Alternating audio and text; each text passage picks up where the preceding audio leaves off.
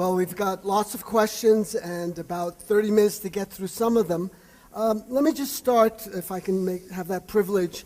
You mentioned Eisenhower's farewell address. It was just marked in a few columns here and there, the 50th anniversary. You know, after he made that warning in the very next paragraph, the warning about the military-industrial complex, he did say that there was one thing that could put a brake on it, and that was an informed and knowledgeable citizenry. Which goes to the whole question of the role of the media in being a conduit for information or misinformation or propaganda. Right. Well, one of the things that I think, one of the interesting things is that before I began writing about politics, and what that has enabled me to do is to focus full time on it in a way that you can't do when you actually have, a job, and so. Before I began writing about politics, I thought that I was a fairly well-informed consumer of news. I did things like, dutifully read the New York Times, and I would read, magazines and watch high-end news programs and the like. And I assumed that there were things that I was getting that were not entirely accurate. I was a litigator, so I generally assume that people are lying constantly. It's just a risk of the profession. But I thought that by and large I was getting the basic story right about what the United States is and what it does in the world.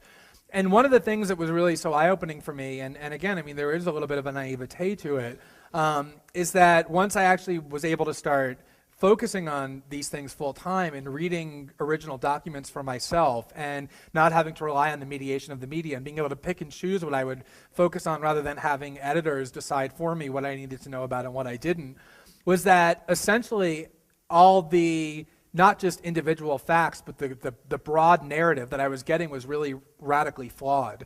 And I basically erased the part of my brain that had existed that thought that it had stored accurate political information and kind of rebuilt it from scratch. And one of the things that, today always is so remarkable to me is that there are enormously consequential events that exist, for example, in the Muslim world, that are constantly displayed on their news programs and on their newspapers that are literally unmentioned in the American media. And that has created this extraordinarily huge gap in the perception in that part of the world and this part of the world. And we like to assume that the reason why that gap exists is because they're these primitive fundamentalists who are propagandized and who aren't told the truth by their media and about the government. And there is to some extent to which that is true, but there's a huge extent to which the opposite is true, which is that the reason this perception gap exists is because we are propagandized, and there's so much that happens that we don't know about that they do. They know every time an American airplane slaughters innocent civilians, and we virtually never hear about it. They know that the American government spent years imprisoning Al Jazeera journalists without any due process of any kind in order to interrogate them about Al Jazeera, and that we attacked Al Jazeera with fighter pilot jets. And I guarantee you the percentage of Americans who knows any of that is infinitesimal. And you go down the list, and this is the definition of propaganda, when the information that we get is designed to shape our perceptions favorably to the government, and there's so much of that we have. A number of questions focus on WikiLeaks and Bradley Manning. How can people support financially or otherwise WikiLeaks and do so anonymously, if that seems to be a concern? And Bradley Manning, I know there's a demonstration coming up in Virginia on March 20th. Right. As far as financial support to WikiLeaks is concerned, there are difficult ways to do that because all American financial services corporations like the Bank of America and PayPal have terminated their services, and Visa and MasterCard won't process payments. It is difficult. There's ways to do it through bank wires. I don't know if there's a way to do it anonymously, and again, the fact that that concern has been raised reflects the climate that I talked about earlier. But if you go to the WikiLeaks website, which isn't easy to find these days thanks to the cyber attacks on Amazon, but it's at wikileaks.ch. There are instructions for how one can donate to WikiLeaks. Bradley Manning is a much more conservative donation to make, in the sense of nobody could ever suggest that there would be anything illegal about it. And he has a defense fund, which fortunately has raised, I think, 95 or 96% of the money that they think they will need for his defense. But there's still other things that he needs in terms of publicity to help get his story out in the media. And there may be other expenses, too, associated with protest and legal actions brought over the treatment to which he's being subjected. So you can just Google Bradley Manning Defense Fund, and you'll find that they're a very trustworthy organization, and you can donate as well. But I think the more important thing that one can do for WikiLeaks and Bradley Manning than giving money is what we're doing now, which is, a lot of times when I write things or speak at places, there's always this question, well, what can be done about this? As though what we're doing is nothing. And one of the most important things that you can do is get together with fellow citizens and inform them and talk about them and build up the dissatisfaction and the anger over it, so that there is real citizenry dissatisfaction in the citizenry for these things. There is a protest on March 20th at the Quantico base in Virginia, at the brig where he's being held, and whoever had the resources to go there, I think it would be encouraged to do so, and similar protests being organized around the country at Marine or Army facilities or at members of Congress over the torture to which this American citizen is being subjected on American soil, I think would be immensely helpful in bringing more attention to his plight. Again, this is an amalgam of several questions. You talked in your presentation about this enormous consortium of government and corporate power, and that faction is so powerful.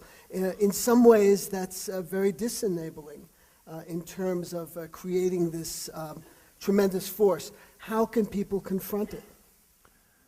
Well, one of the interesting dynamics that I've confronted from the very beginning of my working on political issues and writing about political issues full time was this idea that if you, it's almost a paradox, but it's almost like the more you document just how heinous things are, the more hopelessness you risk breeding. Because the more you demonstrate how these powerful factions are seemingly invulnerable and how immunized they are from any forms of accountability, the more daunting the task seems to confront them. And what I would always say whenever people would say, well, this seems so hopeless and everything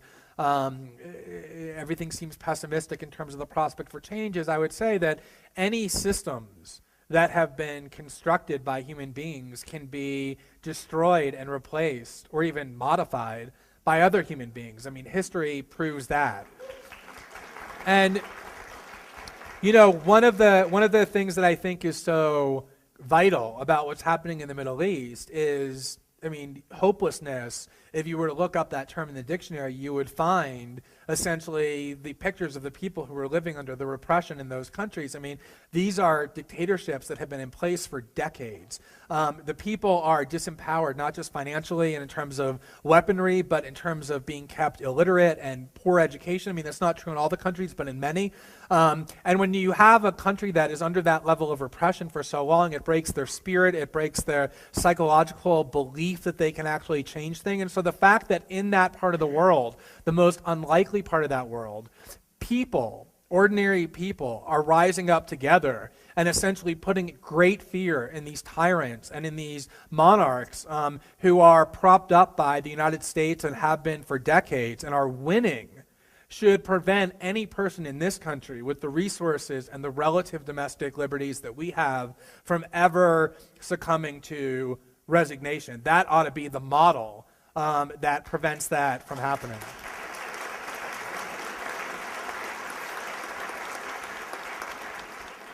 It took the Egyptian people 18 days to overthrow a 30-year autocracy. Yeah, exactly. Quite an amazing accomplishment. What do you think is behind Obama's decision to restore military tribunals in Guantanamo?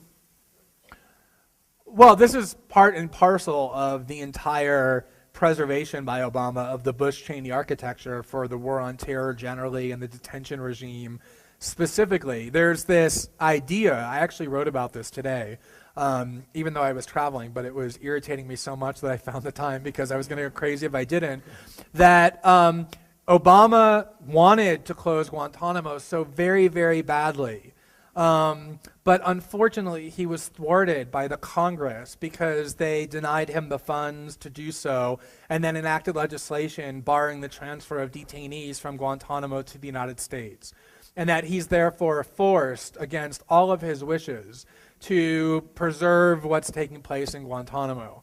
And this is actually a complete fiction, because if you go and look at what Obama actually said he wanted to do and intended to do prior to the time that the Congress did anything, he, it is true, wanted to close Guantanamo in the sense of taking all of the parts that compose it and moving it a couple thousand miles north to a maximum security facility, a supermax, in Thompson, Illinois, where the detainees there would continue to be detained without any due process of any kind, without being charged, without any recourse beyond the say-so of the president, and to continue the system of military tribunals as well that caused so much controversy during the Bush administration.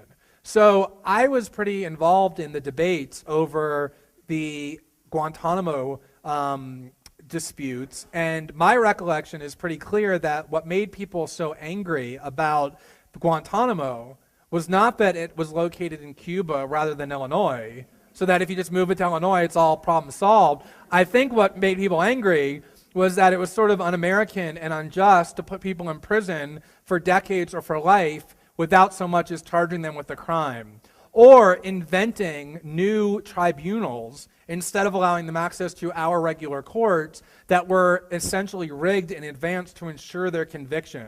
And so this idea that Obama wanted to close Guantanamo and isn't that great and too bad he got thwarted is true only in the narrowest sense. The reality is he all along wanted to simply transfer the system that was Guantanamo to a different location on the premise that if he did that, I guess, it would fool enough people in the Muslim world and in the United States to make everyone think that the nightmare of the Bush regime is over. That would never have fooled anyone, other than a few partisans in the United States and probably the entire cast of cable news. But other than that, it would not have fooled anyone. And so, you know, it is true that Congress forced this system to continue in Cuba, but what Obama wanted to do wasn't all that different. Talk about the social media and its impact, Facebook, Twitter, YouTube. I was just in Kashmir like 10 days ago. Kids there who are in revolt against the Indian occupation are taking, their cell phones and photographing and then uploading those onto YouTube, and they're spreading all over. Right. Well, to me, this new social media really is just the inevitable and logical progression from what I think the internet did several years ago in terms of making political discourse much more democratized. It really was the case not all that long ago, even just going back to 2002, 2003, when the only people who could really be heard loudly in political discourse in the United States were people who either were entrenched political officials who had access to large media outlets, or employees of large multinational conglomerates who essentially comprise all the people who call themselves journalists in the United States. I mean, every person you saw on television who delivered the news, who talked about the news, journalists who wrote for newspapers, the largest newspapers are all employees of huge institutions, corporate institutions. And that meant that there was a very homogenized voice, set of voices that were shaping political discourse, which is why, if you go back and read political debates in 2002 and 2003, as I sometimes still do, you'll be shocked. No matter how much you think you remember just how insane it all was, if you go back and read, what happened on PBS or CNN as they talked about Saddam Hussein and all his scary weapons, or if you people talked about in newspapers George Bush and Dick Cheney and Don Rumsfeld being brave and even sexually arousing warriors and how manly they were, all very common themes. I mean, you don't have to look very hard for that. It's all there. You will be shocked just by how rotted and degraded our political discourse was, even that recently. And what the internet really did was it allowed people, such as myself and a lot of other people, to no longer have to go to large institutions and corporations in order to have the means for building a readership and building an audience and using the technology that can disseminate ideas to large numbers of people. It really diversified and democratized political discourse and brought in a lot of new voices and therefore a lot of new ideas, which is why I do think things have improved slightly in terms of how political debates are conducted. And what Facebook and what Twitter and what all that social media has done is it has brought it to parts of the world where it didn't exist before, and it has just democratized it further. So now all you need is access to YouTube and a cell phone, and you can make major international news without the mediation of any corporate editors in a way that was completely unthinkable even 7 or 8 years ago, and it especially is effective at organizing like-minded people in a very quick way to create their own alliance of power that can compete with far more entrenched power. And again, I think we're at the very incipient stages of this process, and that is why internet freedom is such a vital war to be attentive to, because people in power know how threatening it is, and that's why they're constantly devising ways to control it, to undermine it, to dilute it, and to subvert it. It's been said more than once that corporate media is a WMD, a weapon of mass distraction, and needs to be regulated to some extent. Now, talking about, you just mentioned political discourse. Question here is about the effect of the Citizens United case and what can be done to reverse big corporate money in elections, and how that relates to the regime of secrecy. Right. I mean, I think, one of the things I think that Citizens United did was, I personally don't think that Citizens United changed very much, because Citizens United dealt with a very narrow form of corporate spending, which is the ability of corporations to spend money specifically in a 60-day period prior to an election in order to elect a candidate. Prior to Citizens United, corporations were completely free to spend as much money as they wanted to do things like run what were called issue ads. So they could run an issue the day before the election and spend as much money as they wanted saying, Congressman Smith has supported this horrendous piece of legislation that's the equivalent of, the worst tyranny. Call Congressman Smith and tell him to stop it, which was just a poorly disguised way of saying vote against Congressman Smith. All Citizens United did is allow corporations to now make their spending more overt so that they could now say, vote against Congressman Smith, vote for this person. Prior to Citizens United, in my opinion, corporate influence, the influence of corporate money in American politics was already far and away the most serious problem that we face. I think, because what it encompasses is everything I talked about earlier. It's the ability of the nation's wealthiest factions to control our political process in a way that was never intended. And until that problem is redressed, there isn't very much within the democratic process, voting, referenda, petitions, calling members of Congress. None of that really matters, because the people to whom they're answering are the people who are the oligarchs, the people who control all the financial wealth, because they own the political process. I personally am a lot more comfortable with leveling that playing field with a very robust form of public financing, so that if corporations give $10 million to a particular candidate, there's a public financing scheme that will give $10 million to their opponent and level out the playing field so that candidates don't have to be beholden to moneyed interest. I think that's the only way to subvert that, combined with genuine full disclosure so that people like the Koch brothers and others can't operate in the dark and act covertly. But I think public financing can truly level the playing field in a way that will alleviate the need of politicians to serve who their masters are now, which are the people who buy and pay for the political system.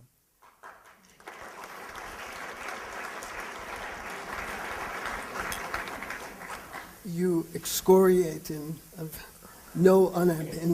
very clear terms the Democrats and the Republicans. Is it time for a second political party?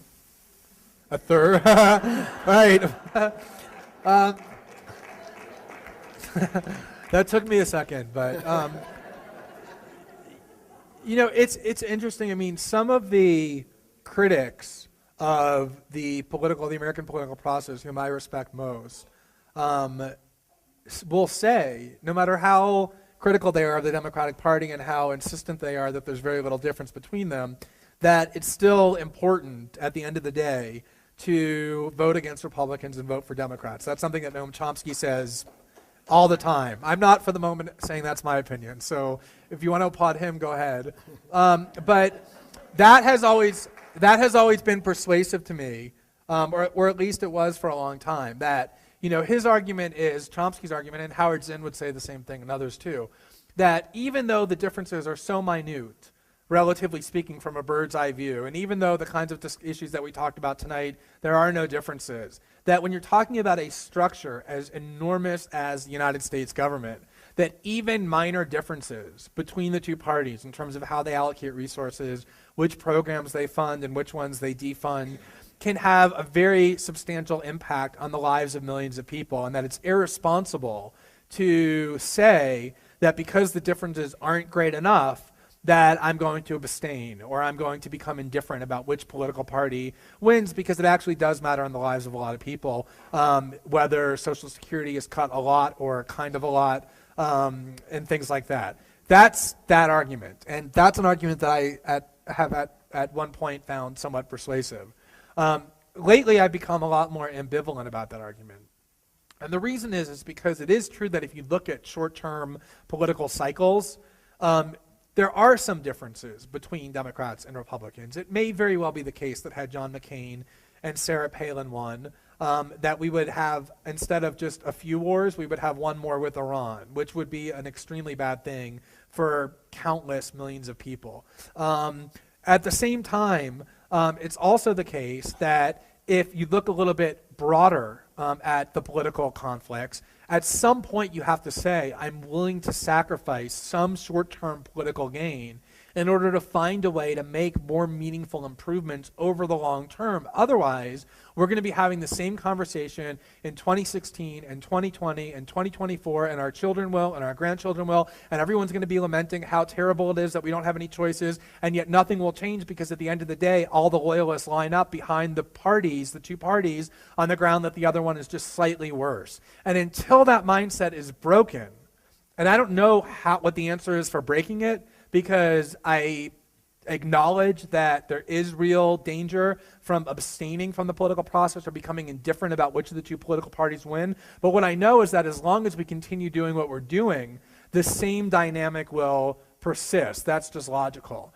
And so at some point, I think you need to start to say that the differences are minor enough that I'm willing to let the slightly worse party win a couple more seats than they otherwise might, maybe even win an election, because I want the Democratic Party to know that if they continue doing what they're doing on the grounds that they can just take for granted all of our support, that at some point that assurance in their mind needs to be broken so that they become more attentive to the people they claim to represent.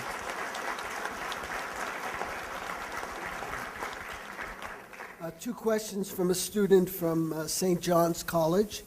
First off, are there some things that should be secret? And the second one is, where have reporters like Ed Murrow, Woodward, and Bernstein gone? Yeah, I think, I would certainly say clearly the answer to the question, should some things be secret, is yes.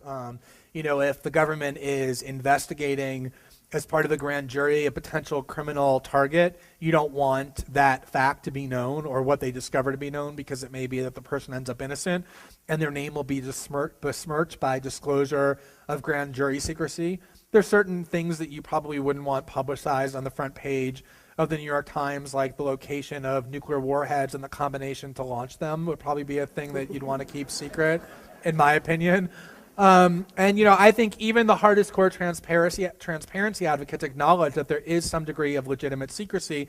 The problem is that secrecy ought to be the very rare exception, and it's become the rule. And so one of the things that's so amazing to me is that over the last year, WikiLeaks has released close to 1 million pages of documents.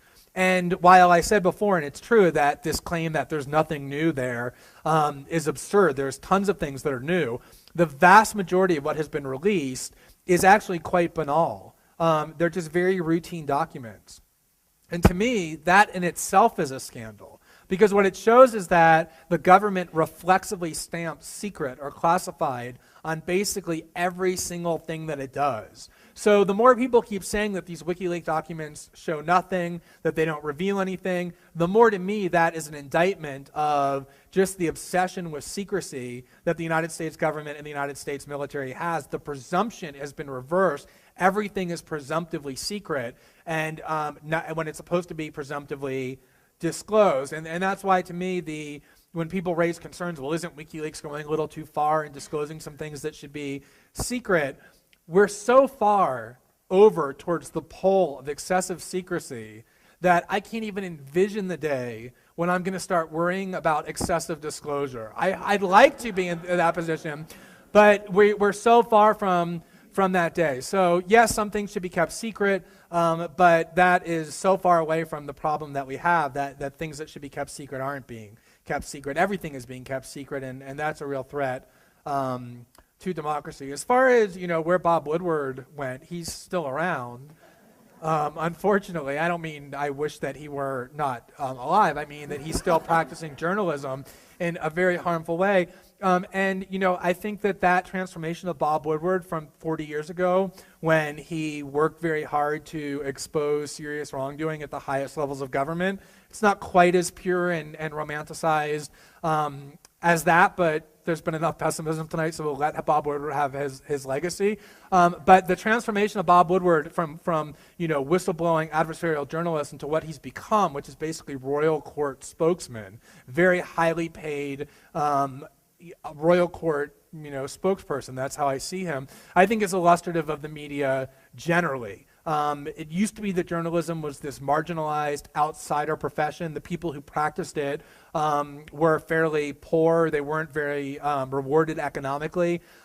They've now been incorporated almost fully into the circles of political power. They're far closer to, they identify far more with culturally, socioeconomically, the people whom they're covering and the people whom they're supposed to be adversarially watchdogging than the people on whose behalf they're doing that. It's become completely morphed. And that, I think, has really corrupted what they do. The great journalist David Halberstam said, the more famous you are, the less of a journalist you probably are. And I think that, kind of underscores this fact that journalists have always supposed to have been not hobnobbing with political power and getting access to it and being friendly with it, but being truly belligerent towards it, being excluded from it and being on the outside. The minute Bob Woodward started being allowed into the pearly halls of power in Washington and having his access dependent upon going and writing what served their interest, is the minute that he became corrupted as a journalist, no longer became a journalist.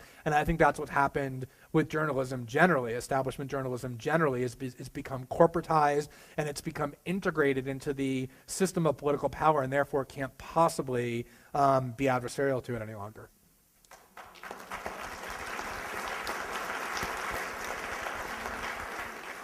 And if I may say to that student, forget Woodward. Read Dar Jamel, read Jeremy Scahill, Asad Abu Khalil, Tom Izzy Engelhart, Stone. Neil Rosen. Izzy Stone. I have Stone, of course, classic journalist. So there's a lot of alternatives out there. Yeah, I'm sure I left off some names. Excuse the grammar, but within a week, this event will be podcastable and downloadable, both the audio and the video. Just go to the Lannan website and you'll find it there. We're running out of time. Let me give you a couple of loaded questions here. Any more bombshells from WikiLeaks? They reportedly have some major information about what's happening in the financial system. Well, there was a story for a while that they had some very explosive documents about a major bank, which everyone assumed correctly was Bank of America. And that actually led to a recent scandal where the Bank of America hired a law firm and some internet security firms to start trying to coordinate a response to WikiLeaks and to attack it. I'm not sure how significant those Bank of America documents are really going to be. Obviously, there's lots of corruption and wrongdoing at the highest levels of every major American bank. The Bank of America is America's largest bank. So it isn't that the corruption doesn't exist. I just don't know if these documents are going to be able to fulfill the original promise. But what I do know is that WikiLeaks' problem right now is that they're so overloaded with disclosures of documents that seem at face value to be extremely significant, that one of the reasons why they actually do need financial support is because it's very expensive for them to go through the process of verifying and authenticating those documents. They're well aware that the Pentagon wants to feed false documents to them, that their credibility would be instantly destroyed if they ever released in this major fanfare of a way documents that turned out to be fabricated. And so when they do get documents, they go to extreme lengths to ensure that they are authentic. That's why it takes some time. So they are sitting on some documents that I know for a fact, if they're real, will make as much headlines, if not more, than the previous disclosures. It's just a matter of getting those documents verified. Glenn, I have to ask you this question. I have an unreleased WikiLeaks document right here in my hand reporting that you will sign books in the lobby within a few moments. Can you confirm or deny? That is true. It's a major coup of WikiLeaks. They have authenticated that. We've got it. And We've heard it right here. Thanks very much for coming. Have a wonderful evening. Thank you very much.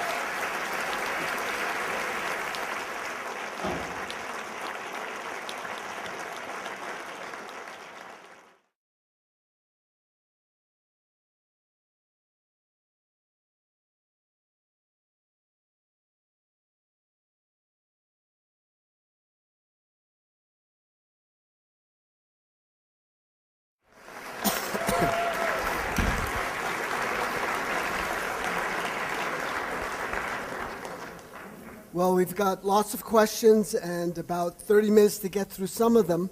Let me just start, if I can have that privilege. You mentioned Eisenhower's farewell address. It was just marked in a few columns here and there, the 50th anniversary. You know, after he made that warning in the very next paragraph, the warning about the military-industrial complex, he did say that there was one thing that could put a brake on it, and that was an informed and knowledgeable citizenry. Which goes to the whole question of the role of the media in being a conduit for information or misinformation or propaganda. Right. Well, one of the things that I think, one of the interesting things is that before I began writing about politics, and what that has enabled me to do is to focus full time on it in a way that you can't do when you actually have, a job. Before I began writing about politics, I thought that I was a fairly well-informed consumer of news. I did things like, dutifully read the New York Times, and I would read, magazines and watch high-end news programs and the like.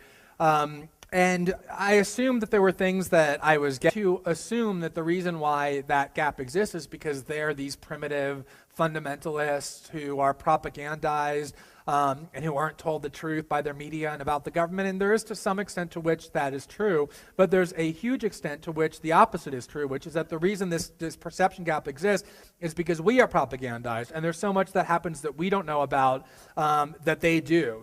They know every time an American airplane slaughters innocent civilians, and we virtually never hear about it. They know that the American government spent years imprisoning Al Jazeera journalists without any due process of any kind in order to interrogate them about Al Jazeera, and that we attacked Al Jazeera with the broad narrative that I was getting was really radically flawed. And I basically erased the part of my brain that had existed that thought that it had stored accurate political information, and kind of rebuilt it from scratch. And one of the things that, today always is so remarkable to me is that there are enormously consequential events that exist, for example, in the Muslim world, that are constantly displayed on their news programs and on their newspapers that are literally unmentioned in the American media. And that has created this extraordinarily huge gap in the perception in that part of the world and this part of the world. And we like getting that were not entirely accurate. I was a litigator, so I generally assume that people are lying constantly. It's just a risk of the profession. But I thought that by and large I was getting the basic story right about what the United States is and what it does in the world. And one of the things that was really so eye-opening for me, and again, I mean, there is a little bit of a naivete to it, is that once I actually was able to start focusing on these things full time and reading original documents for myself and not having to rely on the mediation of the media and being able to pick and choose what I would focus on rather than having editors decide for me what I needed to know about and what I didn't, was that essentially all the, not just individual facts, but the